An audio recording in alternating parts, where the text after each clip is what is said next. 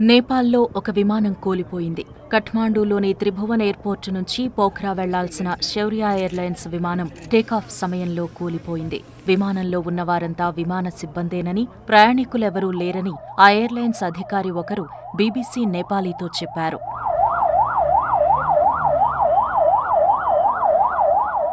మంటల్లో ఉన్న విమానం నుంచి పైలట్ను రక్షించి హాస్పిటల్కు తరలించామని కఠ్మాండూ వ్యాలీ పోలీస్ కార్యాలయ అధికార ప్రతినిధి దినేష్ రాజ్ మైనాలీ చెప్పారు. ప్రమాదానికి గురైన ఈ విమానం మెయింటెనెన్స్లో ఉందని విమాన సంస్థ అధికారి ఒకరు బీబీసీ నేపాలీతో చెప్పారు. విమానం నుంచి మంటలు, పొగ రావడం సోషల్ మీడియాలో షేర్ అవుతున్న ఫోటోలు, వీడియోల్లో కనిపిస్తోంది.